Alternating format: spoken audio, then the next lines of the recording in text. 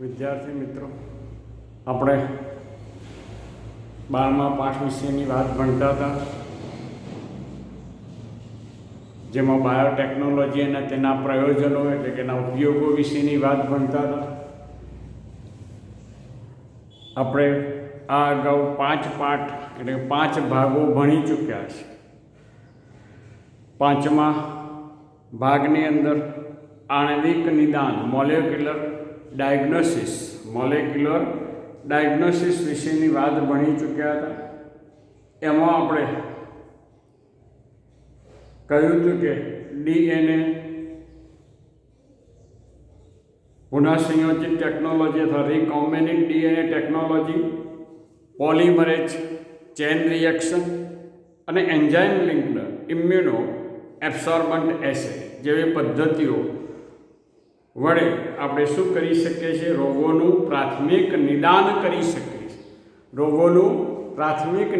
કરી શકીએ છીએ. એના વિશેની વાત કરી. આ ઉપરાંત આપણે ઓટો રેડિયોગ્રાફી, છેલ્લે શાની વાત કરી હતી? ઓટો રેડિયોગ્રાફી વિશેની વાત પણ કરી હતી. આપણે આણ્વિક નિદાન વિશેની વાત પૂરી કરી હતી. હવે આપણે એક મહત્વના પ્રશ્ન, મોસ્ટ ઇમ્પોર્ટન્ટ ક્વેશ્ચન છે, પારજનીનિક પ્રાણીઓ એટલે શું?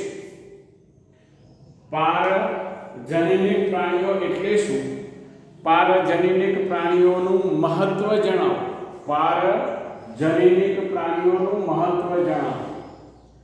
આના વિશેની વાત કરીએ. પારજનીનિક ટૂંકમાં એમ કહેવાય એવા પ્રાણીઓ કે જેમની અંદર ડીએનએ અથવા તો જનીન બદલવામાં આવેલા હોય એવા પ્રાણીઓને આપણે પારજનીનિક પ્રાણીઓ કહીએ છીએ. એટલે કે જે પ્રાણીઓમાં ડીએનએ તબદીલ કરી એટલે કે બદલી કરી વિદેશી એટલે કે બાહ્ય જનીન અભિવ્યક્ત થયેલ હોય તેમને પારજનીનિક પ્રાણીઓ કહે છે.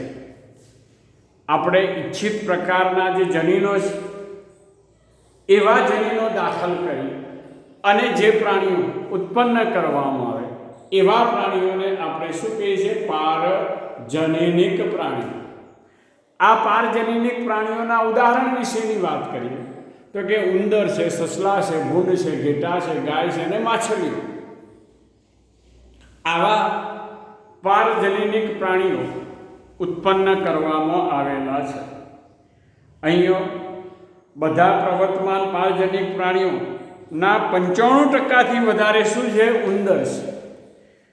આપણે આ ઉંદર, સસલા, ભૂંડ, ઘેટા, ગાય અને માછલીઓ ઉપરાંત અન્ય પ્રાણીઓ, એ બધા પ્રાણીઓ પૈકી 95% પારજનીનિક પ્રાણીઓ કયા છે? ઉંદર છે. આ ઉંદર અત્યારે આપણે જાણીએ છીએ કે સુપર માઉસ પણ એ પારજનીનિક આ પ્રાણીનું ઉદાહરણ છે. આપણે જાણીએ છીએ કે આ પારજનીનિક પ્રાણીઓનું ઉત્પાદન શા માટે કરવામાં આવે છે? આ પારજનીનિક પ્રાણીઓ શું મહત્વ ધરાવે છે? એનાથી મનુષ્યને શું ફાયદો થાય છે એ પણ જાણવું જરૂરી છે. આપણે આ પારજનીનિક પ્રાણીઓ ઉત્પન્ન કરવા પાછળના કેટલાક હેતુઓ હતા કે વધારેમાં વધારે આપણી જરૂરિયાતો સંતોષાય એટલા માટે આપણે આવા પ્રાણીઓ ઉત્પન્ન કર્યા. એમાંના 5 મહત્વ વિશેની વાત કરીશું. એક છે સામાન્ય દેહધર્મ અને વિકાસ, બીજું છે રોગોનો અભ્યાસ, ત્રીજું છે જૈવિક નિપજો, ચોથું છે રસી સુરક્ષા અને પાંચમું છે રાસાયણિક સુરક્ષા પરીક્ષણ. આ પારજનીનિક પ્રાણીઓના 5 મહત્વ છે, જેમાંથી પહેલા મહત્વ વિશેની વાત કરીએ આપણે. સામાન્ય દેહધર્મ અને વિકાસ. એની અંદર આપણે જોઈએ કે આવા પ્રાણીઓ જે છે એ પ્રાણીઓના નિર્માણ પાછળનો હેતુ શું છે? તો કે આવા પ્રાણીઓના નિર્માણ માટેનો હેતુ જે છે, એક તો જનીનના નિયંત્રણ, બીજું છે શરીરના વિકાસ, તેમજ સામાન્ય કાર્યો પર થતી અસરના અભ્યાસ માટે કરવામાં આવે છે. આપણે 3 અહીંયા બાબતો બતાવીશ: જનીન નિયંત્રણ, શરીર વિકાસ અને સામાન્ય કાર્યો પર થતી અસરના નિર્માણ, એની પર શું અસર થાય છે એ માટે આ પ્રાણીઓ ઉત્પન્ન કરવામાં આવે છે. ઉદાહરણ તરીકે આપણે લખ્યું છે બાજુમાં ઇન્સ્યુલિન. તમે ઇન્સ્યુલિન વિશે ભણી ગયા છો કે સ્વાદુપિંડમાંથી જડતો આ એક વૃદ્ધિ પ્રેરક અંતઃસ્ત્રાવ. શું છે? વૃદ્ધિ પ્રેરક છે.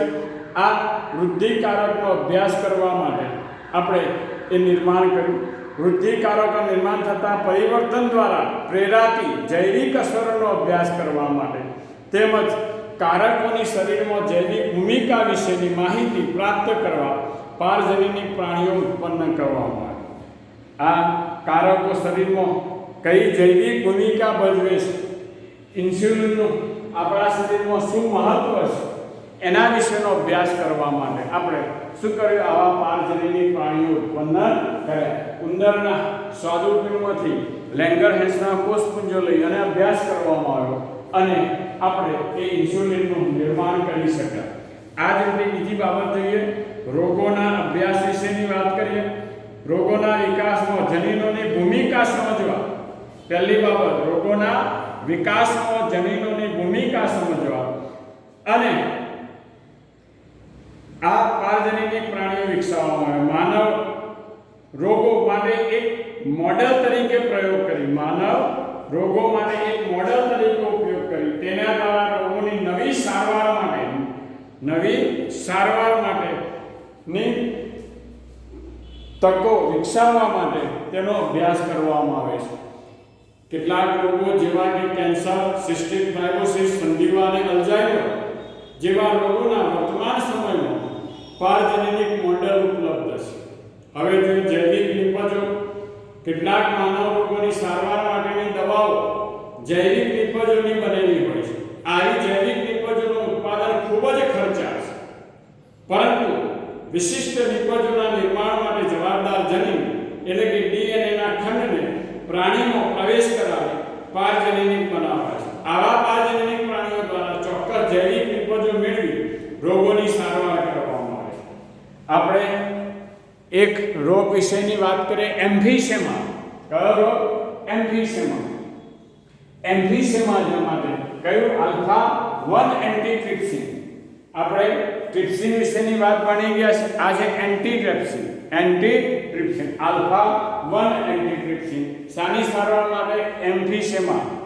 તમને ખબર છે કે ફેફસાની પેશીઓનો વિનાશ કરતો રોગ, ફેફસાની પેશીઓનો વિનાશ કરતો રોગ જેને આપણે કહીએ છીએ એમ્ફીસેમા, અને એની સારવાર માટે કયું? આલ્ફા 1 એન્ટીટ્રિપ્સિન જે બનાવવામાં આવે છે એ પણ આ જૈવિક નિપજનું ઉદાહરણ છે. આ રીતે ફિનાઇલ કીટોન્યુરિયા જેને આપણે કહીએ છીએ પીકેયુ, ફિનિલ એલેનિન હાઇડ્રોક્સાઇલેઝ નામના ઉત્સેચકના અભાવે વધારાનો ફિનિલ એલેનિન મૂત્ર માર્ગે બહાર વહી જાય છે. આ ખામીને આપણે કહીએ છીએ પીકેયુ અને સિસ્ટિક ફાઇબ્રોસિસની સારવાર માટે પ્રયાસ કરવામાં આવ્યો. પહેલા જોઈએ 1977 ની અંદર કઈ ગાય? પારજનીનિક ગાય રોજી ઉત્પન્ન કરવામાં આવ્યું. આ રોજી દ્વારા માનવ પ્રોટીન આલ્ફા લેક્ટાબ્યુમિન 1 લિટરમાં 2.4 ગ્રામ ધરાવતું દૂધ ઉત્પન્ન કરવામાં આવ્યું. કુદરતી ગાયના દૂધ કરતાં આ દૂધ માનવ શિશુ માટે વધુ પોષણયુક્ત અને વધુ સમતોલ ઉત્પાદન ગણાય છે. ત્યાર પછી આપણે જે ચોથી બાબત, રસી સુરક્ષા. મનુષ્ય પર ઉપયોગ કરતા પહેલા રસીની સુરક્ષા માટે પરીક્ષણ કરવા માટે પારજનીનિક ઉંદરો વિકસાવવામાં આવે છે. પોલિયો રસીની સુરક્ષાના પરીક્ષણ માટે શરૂઆતમાં પારજનીનિક ઉંદરો ઉપયોગ કરવામાં આવે. આપણે કોઈ પણ રોગ માટે જુદા જુદા રોગોની આપણે શું કરી? રસીઓ બનાવી. આ રસીઓના ઉપયોગ સીધો માનવ ઉપર ન કરતો આવા ઉંદરોમાં કરવામાં આવ્યો અને એમાં ખાસ કરીને પોલિયો ના રોગ માટેની રસીનો સૌપ્રથમ ઉપયોગ શાની ઉપર કરવામાં આવ્યો? ઉંદર ઉપર કરવામાં આવ્યો. અને આ રીતે આપણે રસી સુરક્ષાના અભ્યાસ માટે શું કરીએ છીએ? પારજનીનિક ઉંદરનો ઉપયોગ કરીએ છીએ. પાંચમી બાબત અને છેલ્લી બાબત વિશેની વાત આપણે કરીએ છીએ. રાસાયણિક સુરક્ષા પરીક્ષણ. દવાઓની વિષારિતા અને સુરક્ષાના પરીક્ષણ માટે પારજનીની પ્રાણીઓ ઉપયોગી છે. પારજનીની પ્રાણીઓમાં જોવા મળતા કેટલાક જનીનો વિષારી પદાર્થો પરત્વે વિષારી પદાર્થો પરત્વે અતિ સંવેદનશીલ બનાવવામાં આવે. ત્યારબાદ તેમને વિષારી પદાર્થના સંપર્કમાં લાવી ઉત્પન્ન થતી અસરોનો અભ્યાસ કરવામાં આવે છે. પારજનીની પ્રાણીઓમાં વિષારિતાના પરીક્ષણ માટે ખૂબ જ ઓછા સમયમાં પ્રાપ્ત થઈ જાય છે. આ રીતે આપણે જોઈએ કે આ રાસાયણિક દવાઓની વિષારિતા અને સુરક્ષાના પરીક્ષણ માટે પણ આપણે આ પારજનીની પ્રાણીઓ ઉત્પન્ન કરીએ છીએ. આમ પારજનીની પ્રાણીઓ એટલે એવા પ્રાણીઓ કે જેની અંદર શું કરેલ છે, આપણે ઈચ્છિત જનીનને દાખલ કરેલા છે અને એવા પ્રાણીઓનું આપણે ઉપયોગિતા વિશેની વાત, એના મહત્વ વિશેની વાત કરી. આ 5 મહત્વ: સામાન્ય દેહધર્મનો વિકાસ, રોગોના અભ્યાસ, જૈવિક નિપજો, રસી સુરક્ષા અને રાસાયણિક સુરક્ષા. ટૂંકા પ્રશ્નોની અંદર ખાસ આ રોજી ગાયવાળો અને આ આલ્ફા 1 એન્ટીટ્રિપ્સિન અને ટ્રિપ્સિન વચ્ચેનો ભેદ જણાવો. આ રીતે પણ પૂછી શકાય. અથવા તો કે પારજનીની ઉંદરનો ઉપયોગ જણાવો. આ પ્રમાણે અલગ અલગ પ્રશ્નો પણ આ ટોપિકની અંદર પૂછી શકાય. આમ તો વર્ણન તરીકે પણ બોર્ડમાં પૂછાયેલો પ્રશ્ન છે. અસ્તુ.